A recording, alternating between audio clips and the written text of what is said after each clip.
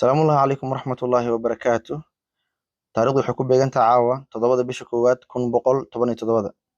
Waa yaaban tahay soo maaha. Taariikhdu igama qaldana mar kale aan kugu celiyo. Caawa taariikhdu waxay ku beegan tahay 7 bisha koowaad 1117. Caawa topigan wuxuu daaran yahay ama ka hadli doonaa kaltirsiga taariikhda Soomaalida. Sidaan ognahay dunida wadan kasta wuxuu leeyahay wadamo badan waxay leeyihiin taariikh u gaar ah.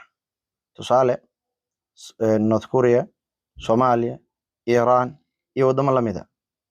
Kuwaasoo taariikha gaara leh markii loo eego wadamada badankooda adduunka waxay isticmaalaan taariikhda miilaadiga oo caawan ayaga u tahay 23-ka bisha 7 2026.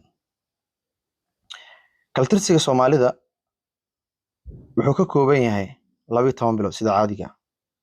Waxay u kala baxaan laba qaybood. Shanta u horeysa waxaa la yiraahdaa Samahele oo waxay ka kooban yihiin 30 maalmood. Waxayna u kala baxaan sida soo socota: Laxan Dhaqe, Dirac Good, Kalahaan, Dambarsame. Shantaas bil waxay ka kooban yihiin 30 maalmood. Waxaa laga yaabaa magacyada in lagu kala duwanaado deegaan ahaan, laakiin koonfur badan magacyadan ayaa laga isticmaalaa. Halka todobada dambe ee ayaguna ka kooban yihiin badankood 31 maalmood.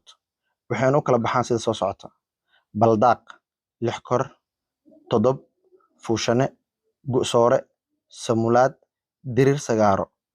Badankood waxay ka kooban yihiin 31 maalmood, halka bisha Baldaaq iyo Gu'soore ay ka kooban yihiin 30 maalmood. Sanadka cadceedda ama sanadka kaltirsiga Soomaalida wuxuu bilowdaa macnaha maalintiisa caadiga waxay bilaabataa 12 subaxnimo, halka kan miilaadiga uu bilowdo 6 saac habeenimo. Kan dayaxa ama hijrida uu bilowdo, halka kan hijriga uu bilowdo 12 galabnimo markii dayaxa soo baxo. Sanadka cadceedda waxaa loogu magac daraa hadba marxaladda markaas lagu jiro. Haddii guul la gaaro, haddii abaar jirto, haddii mucjiso jirto iyo wixii kaloo la mid ah. Tusaale haddaan soo qaadano 77 sano ilaa 78 sano ka hor waxaa dhacday abaar la yiraahdo sanad dooli. Sanadka dooliga loogu magac daray taariikhdu markay ku beegneed 1040 kaltirsiga Soomaalida waxaa dhacay dooli inuu baaba'shay beerihii Soomaalida gaar ahaan koonfurtan oo habuuq baxa la waayay. Geed walbo miro leh dooli baaba u daaray marka waxay ugu dareen sanad dooli ama sabti dooli. Sanad sabti inuu ahaa jecla sabti dooli. Sanadka dooliga marka maadaama mucjiso ahayd sanadkii iyo magacaas waa israaceen.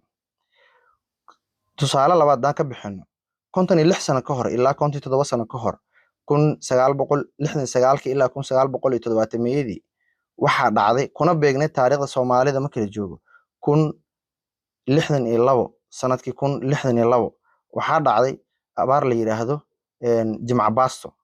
Jimca Baasto waxay abaar xun oo dadkii xoolihii ku halaagsameen ayaa dhacday, halka dowladda Talyaaniga ee gargaar u fiisay baasto u keentay dadka Soomaaliyeed. Marka sidaas loogu baxshay Jimca Baasto wuxuuna ahaa sanad Jimco. Sanadkan aan ku jirno waxaa la yiraahdaa sanad Khamiis.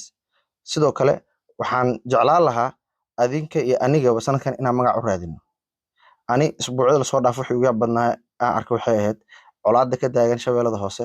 Adeerada la wareysanaya kamid wuxuu yiri waxaa haysanaa nuclear iyo EQ. Marka sanadkii nuclear kada u bixinay sidee u aragtiin? Intaasna waa kaftan, bal adinku sidee u aragtiin magacyo u bixi lahayd sanadkan? Ama santiin